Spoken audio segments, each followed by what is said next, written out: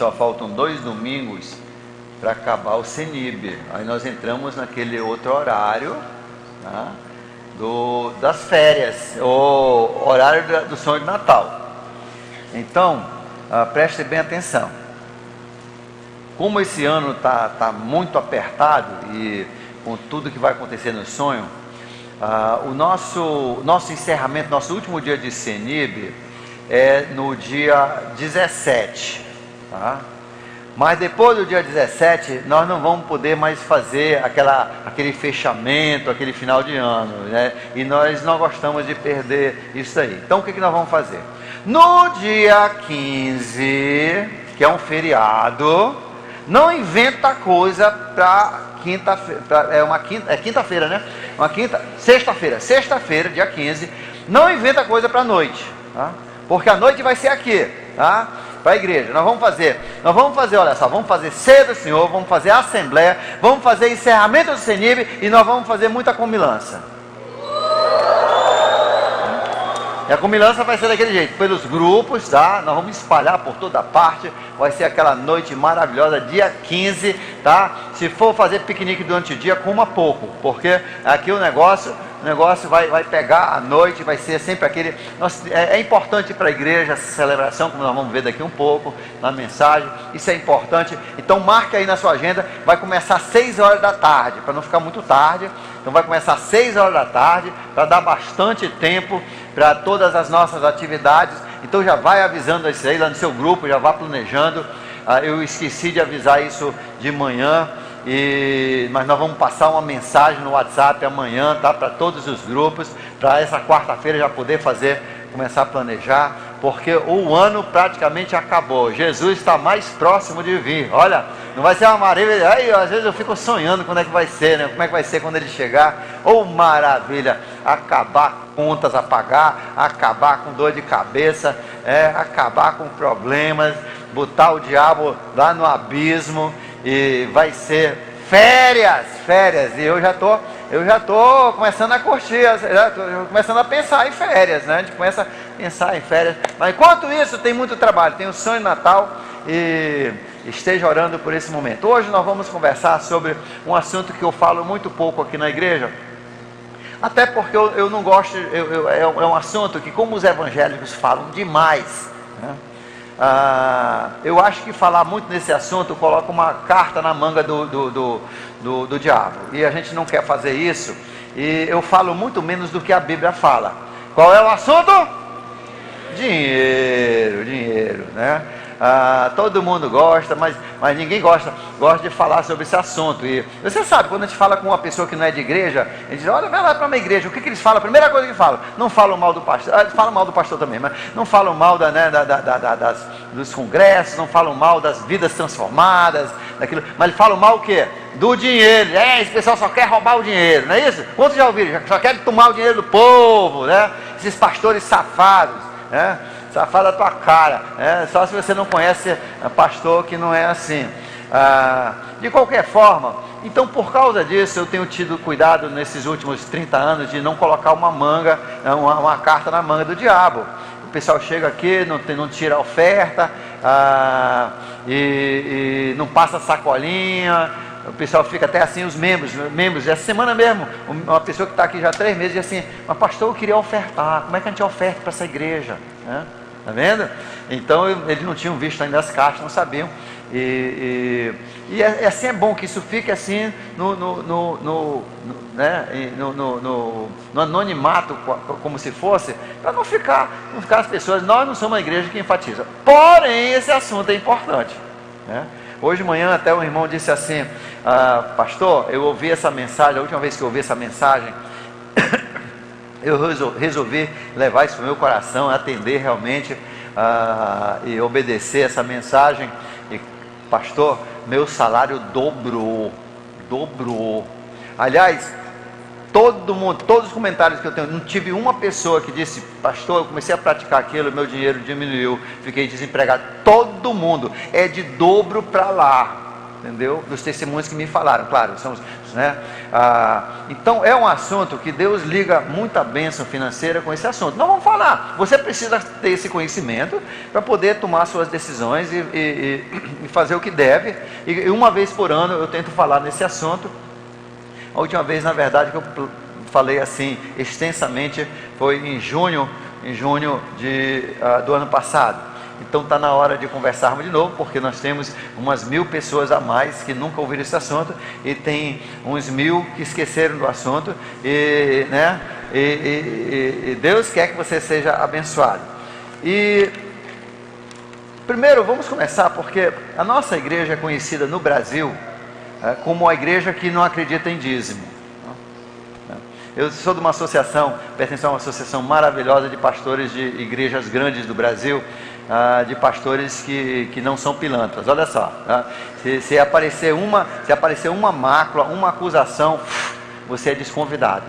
E de vez em quando um pastor, infelizmente, é desconvidado. São raros, porque é um pessoal top na questão de serem servos do Senhor e nessa parte. De qualquer forma, lá eu sou conhecido como o pastor da igreja que não tem dízimo. Olha só, ou seja, todas as outras igrejas têm dízimo. Das outras 70 representadas lá, grandes igrejas no Brasil, todo tem dízimo. Aí o pessoal ainda ri assim, e a igreja que não falta dinheiro, né? Tem 2 igrejas que não faltam dinheiro, é a nossa que não tem dízimo, e uma outra de um grande administrador, que era um administrador de uma empresa muito grande, uma igreja de Belo Horizonte, que realmente ali eles são organizados, eles são nessa parte financeira. Eu tiro o chapéu para aquele meu irmão, pastor de lá. E essas 2 igrejas, esse pessoal, todo mundo está faltando dinheiro, menos essas 2, e o nosso não tem dízimo. Como é que é isso? Como é que faz isso aí? Bem, hoje eu vou falar isso aí porque assim, as pessoas que querem dar o dízimo não tem problema. Se isso é uma convicção do seu coração, não tem problema, não é errado. Só nós não ensinamos em termos de dízimo, porque dízimo significa 10%. E hoje nós vamos então conversar um pouquinho sobre isso aí. No final eu vou dar uma tarefa para você, uma leitura para a semana que vem. E nós vamos conversar então um pouquinho sobre o dízimo. Na verdade, as igrejas evangélicas e até a católica agora também, os mormons também, todo mundo fala em dízimo, né? Porque todo mundo está precisando de dinheiro, não é isso? Então falam dízimo. E qual é o livro mais badalado? Olha só, todo mundo sabe. O pessoal não sabe nem o Evangelho, mas sabe Malaquias capítulo 3, verso 10. É impressionante. E o dízimo, na verdade, ele é ensinado assim um pouco, não é por completo, porque o dízimo, na verdade, não é 10%. O dízimo do Velho Testamento, e só aparece no Velho Testamento. No Novo Testamento, a última vez que se menciona a palavra dízimo, ou 10% de ofertas, Jesus menciona antes dele morrer.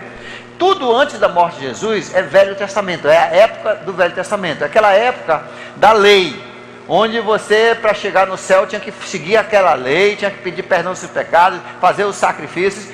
Todos aqueles sacrifícios eram projeções, eram imagens de Jesus e a obra que ele vinha fazer. Então tudo, inclusive, é um estudo de simbolismo enorme. Todos aqueles elementos, até o tipo de metal que era usado nas cerimônias dentro do tabernáculo, tudo aquilo tem simbolismo da salvação que Cristo traria para nós. A partir do momento que o verdadeiro veio, né? A partir do momento que você casa com essa mulher linda, você não precisa andar todo o tempo com foto. Entendeu? Agora você tem ela em pessoa, é a diferença. O Velho Testamento era foto, olha só quem eu amo, olha só. Mas um dia a pessoa chegou, aí você não fica. Quantos aqui, quando você namorava, você chegou a beijar a foto? Você chegou a beijar a foto? Não. Tem vergonha não, isso vai somar ponto para sua esposa, vai, para o seu marido, vai, olha. Agora estou descobrindo agora que a minha esposa beijava a minha... Tomara que seja a minha foto, né? Tá.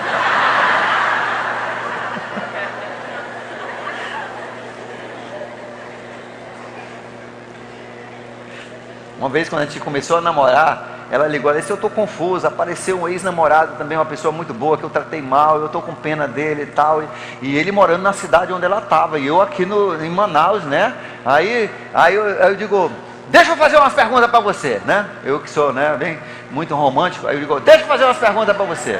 Primeira coisa, você tem foto desse homem? Ela disse, eu tenho. Eu digo, então joga fora essa foto, droga, né? Ora, você não pode. Aí ela jogou fora a foto, né? Por isso que eu perguntei se ela estava beijando, qual era a foto que ela estava beijando. Agora já tem 35 anos, a gente pode rir. Naquele ano a gente não ria nada.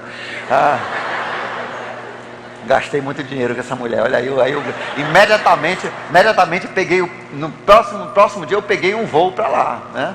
Aí eu falei, você quer que eu fale com ele ou você fala com ele? Você resolve aí, tá? Aí ela disse, não, deixa que eu falo. Eu digo, então bom, mas fala, porque senão eu vim falar, né? Olha só, Aí no mês seguinte eu tive que tirar ela daquela cidade, tive que trazer ela para Manaus, passar uns dias aqui, né? Entendeu? De qualquer forma, a gente tem que investir. Onde está o tesouro, ali estará o coração. Meu coração está todo com ela, porque ela levou todo o meu dinheiro,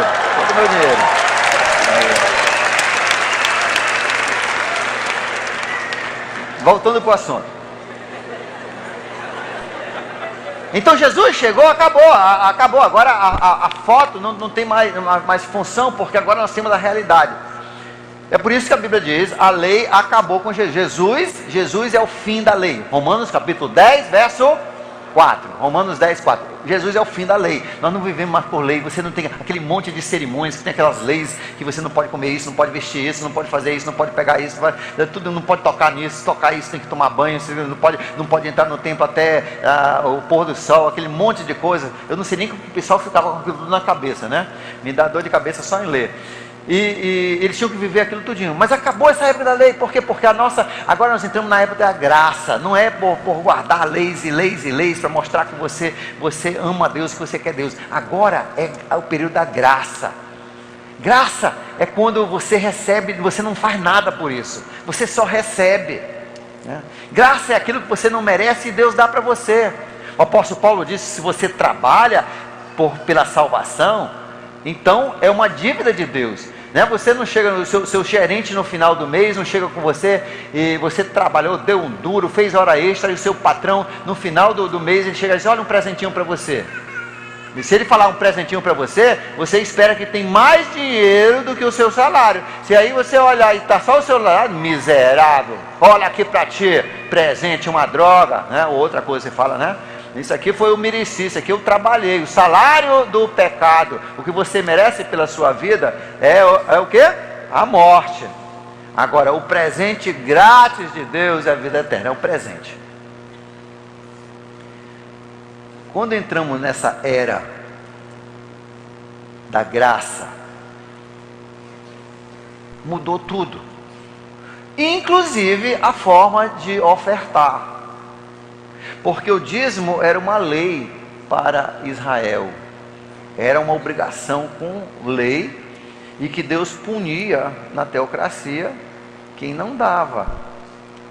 E Malaquias foi escrito, né, uns 400 anos, um pouco mais, antes da época da graça, ainda estavam debaixo da lei. Mas assim mesmo, as igrejas que ensinam o dízimo, não ensinam todo o dízimo, só interessa uma parte do dízimo, porque o dízimo não era 10%, era 21%. Olha só, primeiro tinha eram três dízimos. O primeiro dízimo era chamado o dízimo levítico, tá? Em Números capítulo 18, versos 21 e 24, o dízimo levítico. Os levitas, se lembra dos levitas? Quantas tribos, quantos estados Israel tinha? 12, né? E cada um tinha o nome de um dos filhos de Jacó, né? E o filho de José também, que entrou ali no meio, duas meia tribos que completaram uma. De qualquer forma, 12 tribos. E os levitas, eles quando entraram na terra prometida, quem foi que conquistou a terra prometida? Quem era o líder? Foi Moisés? Noé? Moisés? Josué? Josué, gente, eu estou só testando aí, senão você vai ser reprovado. Então no final do ano você vai voltar tudo para o início. Então, Josué entrou, e quando dividiram as terras entre as tribos, os levitas, né, a tribo de Levi não ganhou terra. Né?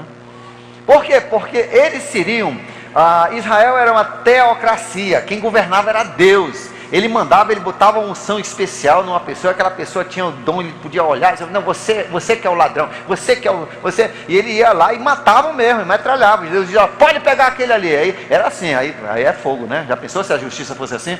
Ia morrer um monte de juiz logo no início. Então Deus, ele era o presidente. Ele era o presidente. E os levitas eram os prefeitos, os governantes que faziam essa obra de Deus. Eles eram o governo de Israel. Então por isso que ele separou. E olha, na verdade eu acho que tinha que ser assim mesmo. O poder público não tinha que ser mais do que 1/12 da nação. Porque senão a gente fica, no Brasil nós estamos por aqui assim, porque o setor público está passando de 50%. Aí não tem. Os outros, o privado não consegue sustentar. Então ali era 1/12, né? A despesa do governo era, e da religião, que era tudo uma coisa só, era ali dos levitas. Eles cuidavam, mas para isso não podiam ter terras, não podiam, assim como tem leis hoje que, por exemplo, um juiz ele não pode ter, eu acho que também tem algumas funções do Estado, eu me lembro, que não podem ter funções, não podem ter comércios, não podem ter certas coisas, né? E assim também eles não podiam, por quê? Porque Deus não queria que de repente a vontade da empresa deles prosperar, ou a fazenda deles prosperar, se tornasse um motivo de propina. Então Deus diz, olha, vocês não vão ser donos de nada. E eles moravam dentro dos estados, das comunidades, das outras tribos, e eles moravam ali ao redor e faziam então a obra religiosa, a parte religiosa, cuidavam do templo e cuidavam do governo de Israel. Era essa a função dos levitas, mas eles não tinham então um ganho próprio, porque não tinham fazendas e não tinham comércio. Então Deus diz, olha, esse primeiro dízimo é para cuidar deles, que era tipo um imposto, seria um imposto federal, para cuidar deles, e também de todas as despesas do templo, dos sacerdotes do templo, antes do tabernáculo de Moisés, depois do templo, os reparos do templo, toda aquela parte, todas as despesas, porque todo dia era muita despesa na nação. Você vê quantas ovelhas sacrificavam, tudo aquilo levava pessoas, aquilo era quase 24 horas direto, as pessoas trabalhavam no templo, e tudo isso era pago com essa oferta levítica, de Números capítulo 18, verso 21, verso 24, e é esse a que se refere, todo mundo se refere a esse dízimo. Quando estão falando 10%, é esse aí, mas não para aí não. Todo ano também, além desse, Deuteronômio capítulo 14, versos 22 a 27, fala de um segundo dízimo, que era 10% do que sobrou. Então, vamos dar um exemplo. O cara ganhava 10 mil reais, para facilitar, né? 10 mil reais redondo por ano. Então quando ele ia dar o primeiro dízimo, era quanto? 10%? R$1.000. Ele ficava com 9 para as despesas dele, para os gastos dele. Desses 9 mil que sobrou, ele tinha que dar 10%. Quanto é que dá 10% de 9 mil? 900. Então ele já pagou 1.900. Ou seja, 19% da renda original é dízimo. Agora já está ficando quase igual ao nosso imposto. Tem gente que já paga, né? Tem gente que paga 15%, tem gente que paga aí 21%, 21 pontos. Eu pago 27,5%, né, mais aquela parcela que não aumenta nunca, né? Menos aquilo ali. Tem pessoas que têm sorte. Não sei se é sorte você pagar 7,5, significa que sua renda também é bem menor, né? De qualquer forma, é uma benção de poder pagar 27%. E a gente fica. Então ele olha só, agora 19%, mas não para aí não. A cada terceiro ano, a cada 3 anos, havia um terceiro dízimo. Deuteronômio capítulo 14, versos 28 e 29. 28 e 29, que era chamado, esse segundo dízimo era o dízimo das festas, né? Vamos falar sobre esse dízimo das festas, aí depois vamos falar sobre o terceiro dízimo. O dízimo das festas era o dízimo, olha só, isso aí é maravilhoso, para ser gasto por você e sua família. Entendeu? Por isso que a gente sempre no orçamento diz, você tem que botar um dinheiro para você gastar com a sua família, as suas férias. Você não pode ter, a vida foi feita para curtir. Deus quer que você seja uma pessoa feliz. Deus nos deu pelo menos, no mínimo, 3 hormônios só para gerar felicidade. Deus quer que você seja uma pessoa feliz. Olha para a pessoa do seu lado, olha para a cara da pessoa do seu lado. Essa pessoa parece ser uma pessoa feliz? Ou as marcas do tempo e da tristeza estão marcando o seu rosto? Deus não fez você para ser desse jeito. Deus fez para você para ser uma pessoa feliz, não uma pessoa enrugada só pela velhice, mas não pela falta de tristeza. Se for rugas, que sejam todas assim, né? Assim, ascendentes, né? E não aquelas... Deus quer que você seja uma pessoa feliz. Então esse segundo dízimo era o dízimo das festas, o dízimo da felicidade. Deus queria que a família, isso não ia para a igreja coisa nenhuma, né? Por isso que as igrejas não ensinam isso, né? Se ensinasse isso aí, o pessoal podia confundir também até o primeiro dízimo e querer gastar tudo nas festas, né? Então vamos separar as coisas, vamos falar só no dízimo eclesiástico, né? O dízimo levítico. O segundo então era assim, era para ser consumido em comida e bebida, para as festas religiosas. E o sonho de todo judeu não era ir para Disney, né? O sonho de cada menino brasileiro, né? De cada criança, de cada adolescente é o quê? Um dia, ir para Disney, não é isso? É o sonho de todo mundo, e louvar a Deus lá na Disney, numa montanha russa, aleluia, socorro Jesus, isso aí é o sonho de todo mundo.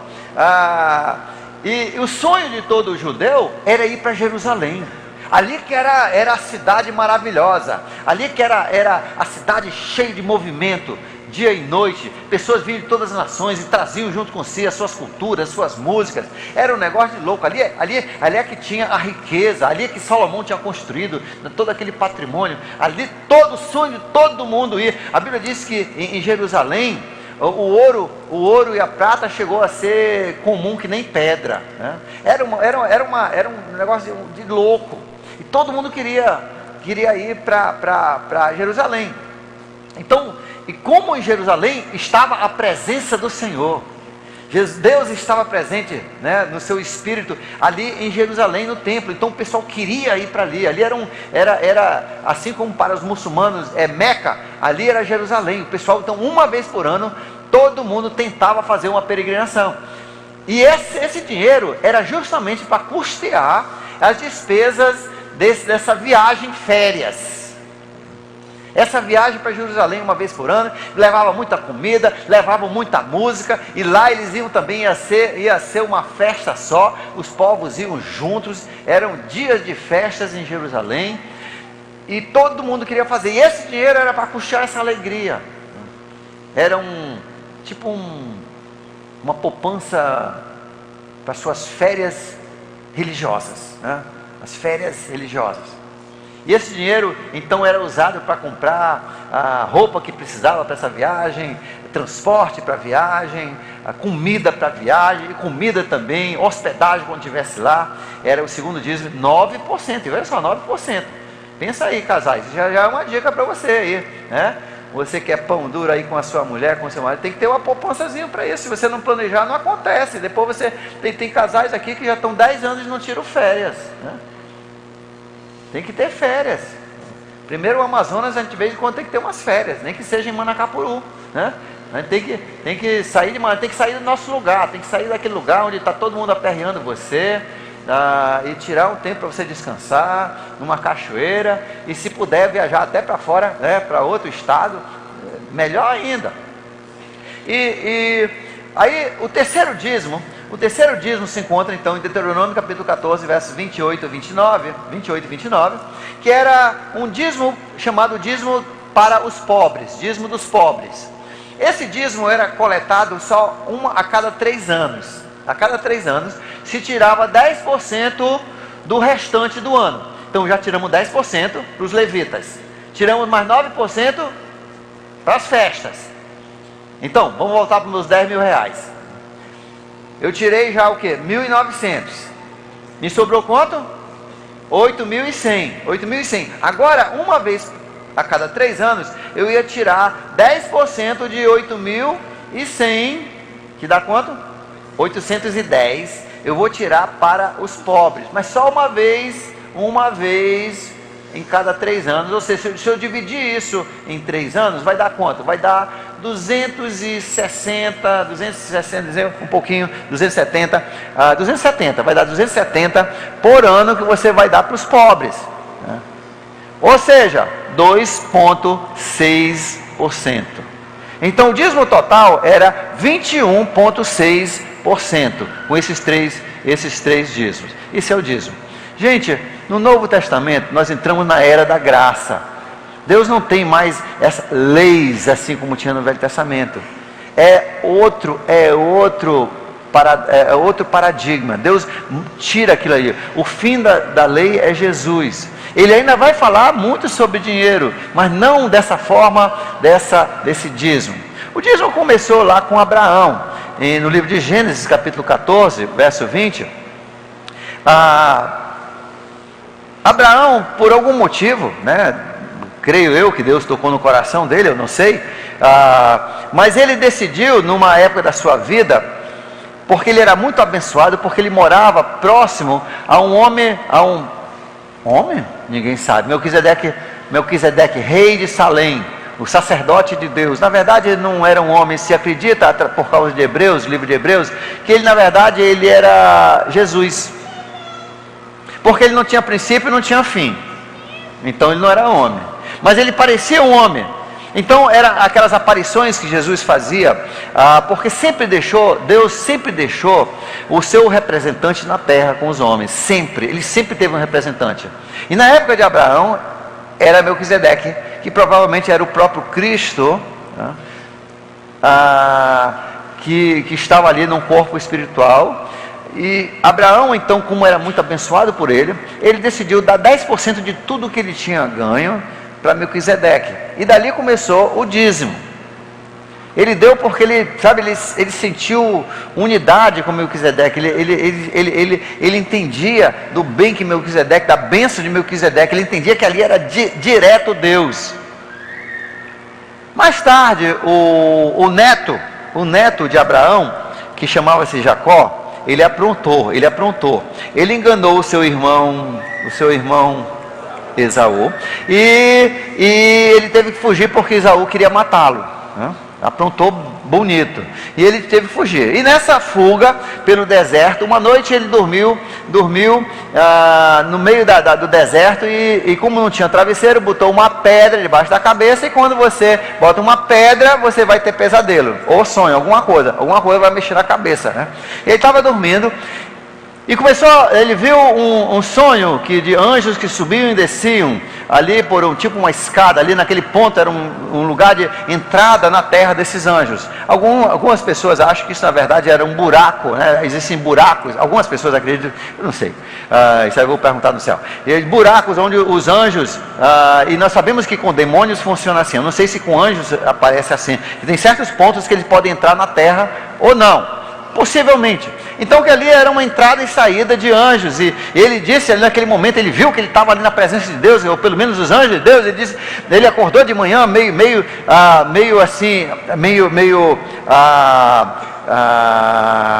atordoado, e ele disse assim: Deus, é o seguinte, eu preciso da tua ajuda, se tu me proteger. Aí ele negociou com Deus. O Jacó era o evangélico de categoria, né? De categoria, evangélico. Ele não era católico, não era batista, era né, da igreja da prosperidade. Aí ele diz assim: Deus, se tu me proteger e eu não morrer nessa viagem de ida e de volta, e voltar até a casa do meu pai, e me abençoar nessa viagem, tudo que eu ganhar eu vou te dar 10%. Era um seguro de vida, mais ou menos assim, um seguro antifurto. E ele então contratou com Deus, e para pagar, ele ia dar o dízimo, como o avô dele, mas só que o avô dele deu por outro motivo. Olha só o motivo diferente, né? Porque ele sentiu uma empatia por esse homem de Deus. Jacó já era negociante, entendeu? Agora vamos para o terceiro caso que dava o dízimo. o pastor Davi. Durante 24 anos da sua vida, o pastor Davi foi um dizimista fiel. Desde os 5 anos eu não perdi nenhum dízimo. De cada centavo que entrava, eu era pior do que os fariseus, eu dava o meu dízimo, né? Eu dava dízimo até nas minhas hortaliças, né? Do milho eu contava quantos caroços tinha e dava o dízimo até dos caroços do milho. Eu era um dizimista top dos tops, né? E sabe por que eu dava o meu dízimo? Eu não negociava com Deus, que eu tinha era de medo de negociar com Deus, né? Por que eu dava meu dízimo? O mesmo motivo que você que é dizimista também dá o seu dízimo. Por que você dá o seu dízimo? Por que você dá o seu dízimo? Medo. Malaquias 3:10. A traça vai comer tua roupa, a ferrugem destruir tudo que é metal, né? O ladrão vai entrar, teus bolsos vão furar, o céu vai mandar raios, vai queimar, teus camelos vão morrer. Cara, eu dava assim. Cara, se eu atrasasse um dízimo, às vezes eu esquecia. Cara, eu tinha que fazer qualquer negócio. Lá em casa a gente emprestava do outro, a gente fazia qualquer negócio, se a gente esquecesse de dar o dízimo, porque era assim, era dízimo por terror, né? E muitos de vocês davam o dízimo por medo. É ou não é? É ou não é? É ou não é? É claro que é. Quantos davam por medo? Quantos dão por medo? Não tem problema não. Olha, agora todo mundo, agora eu estou na graça, né? Não, você está na NIB, né? Mas deixa eu falar agora uma coisa interessante. Deus abençoou Abraão porque ele deu o dízimo. Deus abençoou Jacó porque ele deu o dízimo. E Deus abençoou Davi porque ele deu o dízimo. O que esses três têm em comum? Com 3 atitudes, 3 entendimentos totalmente diferentes. O que os três têm em comum? Que pagavam o dízimo? Não. Que eles entendiam que toda a bênção vem do Senhor. O que todos eles tinham em comum, seja aquele com medo, seja aquele que negocia, seja aquele que dá porque ele entende a obra de Deus, eles têm em comum que eles entendem que toda a riqueza vem de Deus. Deus é a nossa fonte. Como diz Deuteronômio, Ele é a fonte. Ele é quem nos dá o poder de gerarmos riqueza. E todos eles entendiam que a riqueza vem do Senhor, independente do medo, das atitudes que tinham no coração, que tem no coração. Deus ainda abençoa, porque ele entende, aquela pessoa que dá o dízimo, ele entende, primeiro, é uma pessoa que crê em Deus, ele tem fé em Deus. Independente da igreja que ele está, ele crê num único Senhor vivo. Por isso que eu não bato em dizimista. Graças a Deus pelos dizimistas, porque isso significa que são crentes no Senhor. Eles creem em um só Deus. Talvez falta ajustar algumas outras coisas da teologia, mas eles têm uma fé num Deus criador dos céus e da terra.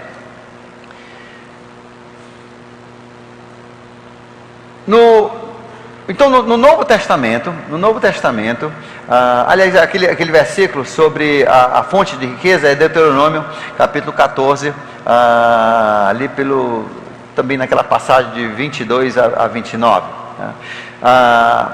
Então Deus quer que a gente entenda que Ele é a fonte, Ele é que nos sustenta. E Ele não nos dá conforme nós merecemos, Ele dá muito mais do que nós merecemos.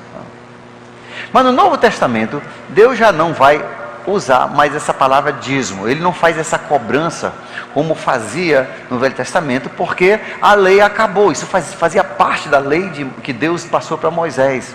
A lei do dízimo. A lei dos dízimos. Agora nós entramos num período de graça, onde a salvação é pela graça. Você vai se receber. Você acha que Deus vai fazer diferente a parte financeira? Não. As finanças também no Novo Testamento, as finanças da época da igreja, a época da graça, vão ser também baseado em graça. Não mais em lei, não mais no medo, não mais naquilo que a gente antes fazia no Velho Testamento, e nós evangélicos que vivíamos no Velho Testamento, a gente fazia também, mas agora é uma época de graça, uma época onde é por amor que nós fazemos. Hoje, nada vale se não for por amor. Hoje o que Deus quer, sim, Sim, Ele gostaria, Ele abençoa todo mundo que dá essa oferta por qualquer motivo, mas o que Ele quer realmente é que a gente chegue a um momento que a gente dá por amor, a gente vê o valor, a gente vê a grandeza de Deus, a gente gosta de investir, é um investimento de nossa vida, porque Deus entende que aonde estiver o nosso tesouro, vai estar o nosso coração. Para a semana que vem, você vai ler os 2 capítulos da Bíblia que falam sobre esse assunto para a igreja, tá? Para a igreja moderna, para a igreja, né? A igreja que Jesus formou, a igreja, a nossa igreja, a época da igreja, a era da igreja. 2 Coríntios, capítulo 8 e 9. São 2 capítulos, não são muito longos. Eu gostaria que você lesse, e eu vou dissecar aqui, vou colocar 20 princípios que Deus fala sobre as ofertas da igreja, do Novo Testamento. E eu queria que você já fosse na frente, tentando descobrir alguns deles, tá? Já faz uma leitura, que aí vai ficar mais fácil a nossa mensagem no domingo que vem. 2 Coríntios, não é primeiro, 2 Coríntios, capítulo 8 e 9. Não faça como aquela pessoa do Festival da Palavra, né? Que leu todinho e leu, qual foi? Ele leu errado. Segunda Crônicas era para ler Primeira Crônica, né? Ou vice-versa, né? Aí estava no dia, já li todinho. Aí, tu leu Segunda Crônicas? Era segunda? Eu li primeiro. Então presta atenção, 2 Coríntios, capítulo 8 e 9, e nós vamos fazer um estudo do que Deus fala sobre as nossas ofertas. É uma parte importante. Todo mundo que tem atendido, visto isso aí, obedecido, gente, é bênção pura. Quantos aqui poderiam dizer, essa parte da minha vida, eu obedeci a Deus, eu sou abençoado, e olha só, aí olha para o outro e olha, você também pode ser, hein, você pode ser, gente. E sabe o que é bom? É que Jesus contou 2 parábolas. Jesus contou uma parábola, ele contou muitas parábolas, mas ele contou uma parábola dos talentos. Você se lembra aquele dos talentos em Mateus capítulo 25? A um ele deu o quê? 5, a outro 2 e a outro 1 talento. Esses talentos ele deu para você. Aquilo fala o que Deus deu para você. Deu para um, ele deu beleza, para outro personalidade, para outro esperteza, para outro papo. Deus deu muitas habilidades. Você tem habilidades? Você é uma pessoa de 5 talentos, de 2 talentos ou de 1 talento? Aqui eu acho que na NIB não tem ninguém de 1 talento só, né? Acho que aqui começa com 2, é de 2 para cima. E Deus te dá esses talentos para quê? Para você gerar 2 coisas: dinheiro, primeiro, riqueza. Agora, ele vai explicar no livro de Lucas capítulo 16, que essa riqueza é dele. Ele está investindo em você. Ele te deu esses talentos, e para você investir, sim, você vai viver dessa renda, mas também parte dessa renda é dele. Olha só, digamos que uma senhora aí que faz salgadinho bem gostoso, todo mundo é louco pelo salgadinho da pessoa. Aí a pessoa tem um sonho de fazer uma empresa e fazer salgadinho e distribuir para o supermercado, distribuir para os comércios, e tem esse sonho, tem uma ideia maravilhosa, tem uma receita maravilhosa, só falta uma coisa. O que é que falta? Dinheiro. O dinheiro que esgude não tem. Aí chega com um amigo e diz assim: poxa, eu tenho uma ideia genial, né? Eu quero colocar uma empresa de salgadinhos. Aí a pessoa diz: olha, eu tenho dinheiro, está investindo no fundo, lá no banco. Se tu quiseres, tá, eu posso investir. Eu te dou os 10 mil reais, você compra o equipamento, compra os fornos que você precisa, tudo que você precisa, e começa a produzir. Mas aí, vai ser assim? Não.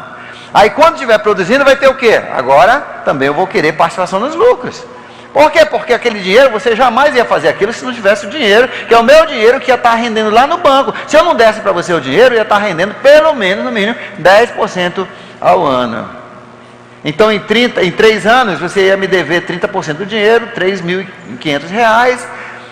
Então parte daquele dinheiro da sua prosperidade não é seu, não. Se eu não te dei como presente, eu investi, você me deve no mínimo o que eu teria ganho no banco. Você entendeu? E Jesus então usa isso, ele diz assim, aí um dia o dono da fazenda voltou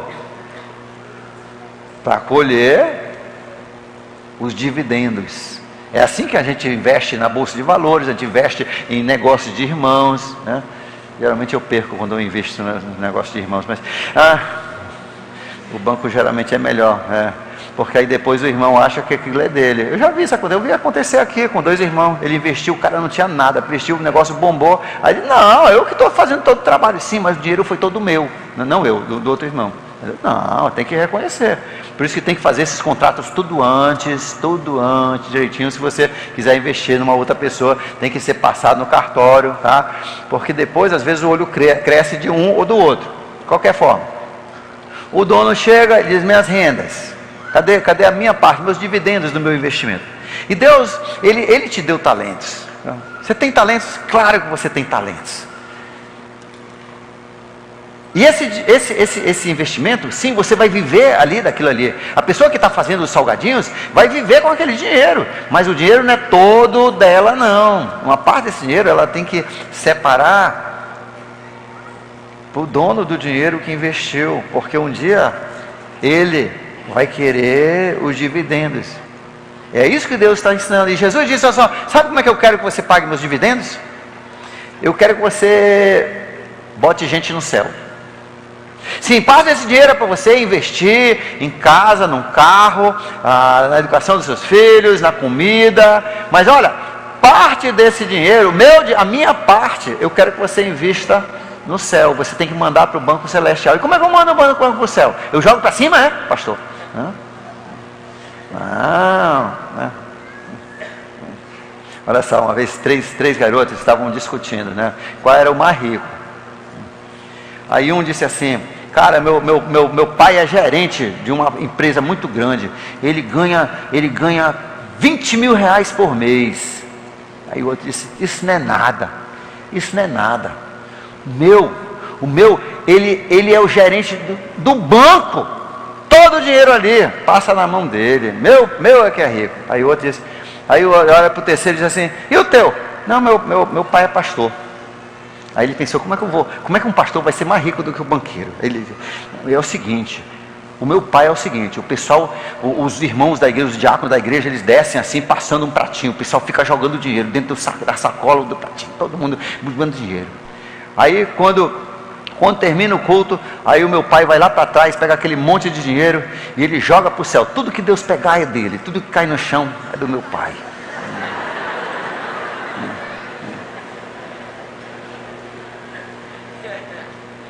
Deus vem buscar o seu investimento e Ele quer que você invista. E na parábola de Lucas 16, ele fala do administrador esperto, né? Ele era desonesto, mas Jesus recomenda ele porque ele era esperto nesse negócio de negociação. Ele viu que ele ia pegar a rua, aí ele fez o que? Ele pegou com o dinheiro do dono, ele pegou e fez amizades, ele criou amizades, e quando ele foi para a rua, aí ele chegou com aquele outro, né? Onde ele apagou a dívida, diminuiu a dívida, disse, olha, é o seguinte, rapaz, eu peguei minha conta porque eu te ajudei. Tá vendo? Eu peguei minha conta porque eu te ajudei. Aí o cara, não, tudo bem, tem um lugarzinho aí para me ficar? Não, tudo bem. Aí chegou com outro e diz assim, olha, é o seguinte, eu peguei a minha conta porque você lembra aquela dívida que eu arrumei lá para você? Pois é, eu peguei minha conta. O gerente descobriu, eu peguei minha conta e agora eu não tenho o que comer. Eu preciso de 6 meses aí, todas as refeições aí na sua casa. E assim ele se negociou e ficou numa boa. E Deus diz que assim também, pega esse dinheiro que você gera com a energia, o tempo e a inteligência que Deus te deu, com os talentos que Deus te deu, pegue desse dinheiro, invista em amigos no céu, para que quando você se for, eu sinto em dizer para você, você vai morrer. Eu só não sei quando, mas você vai morrer, né? E quando você for despedido da terra, você encontre amigos que vão te esperar nos portais eternos. E Jesus diz que você faz isso como? Através desse dinheiro que você está aqui. E esse é o investimento que você manda para o céu. É o investimento que Jesus quer. Então aquilo que você vai investir nessa camisa, por exemplo, Isso é uma oferta que vai fazer propaganda para pessoas virem. Me diz uma coisa, você acha que nós poderíamos ter 120 mil pessoas assistindo o sonho de Natal aqui, se não tivesse ar-condicionado? Só se a gente mudasse o pesadelo de Natal, né? Aí podia ser, né? Ou uma viagem para o purgatório, ou para o inferno, talvez, né? Então, você acha que nós poderíamos ter tudo isso aí sem construir aqui? Sem as pessoas que trabalham aqui direto para fazer isso acontecer? Não. Então Deus tem nos dado tudo isso, mas adivinha? Isso é investimento. E daquele dinheiro, daqueles talentos, daquele dinheiro que você ganha, Deus quer que você já comece a investir em amigos. E como é que a gente ganha amigos no céu? Através do sonho de Natal. Dessa camisa que eu compro, faço propaganda, através das fantasias, através das minhas ofertas que vão pagar essa luz, que vão pagar essa luz, que vão pagar tudo isso aqui, que ajudou a comprar isso aqui. E sabe o que é bom? Deus ele tem um programa de computador que não tem nenhum programa desse no mundo, que ele separa tudinho. Toda vez que uma alma se converte, ele sabe exatamente a sua participação. Toda vez que há uma decisão, ele já sabe a participação de cada pessoa que investiu, que teve parte naquela vida, e vai somando. E a Bíblia diz que um dia cada um de nós vai se encontrar com Jesus, na corte de Jesus, no tribunal de Cristo, que é um tribunal só para crentes, onde vão ser recompensados pelo que fizeram com os talentos, e aqueles que enterraram tudo nas coisas materiais. Enterraram todo o dinheiro naquela casa, naquele carro, na educação, e não rendeu nada para Deus. A história não vai ser bonita. Sim, Deus quer que você gaste parte desse dinheiro para você sobreviver, para você viver, né? Deus diz até para você usufruir de certas coisas que geram alegria. Mas não se esqueça, Ele vem buscar o dividendos. Por isso nós queremos saber o que Deus diz sobre esses conceitos, né? Sobre os princípios que Deus fala sobre nossas ofertas como igreja. E Ele vai falar dessas 3 áreas. Nós vamos olhar isso em 2 Coríntios, capítulo 8, capítulo 9, na semana que vem. Deus te abençoe, uma semana maravilhosa para você.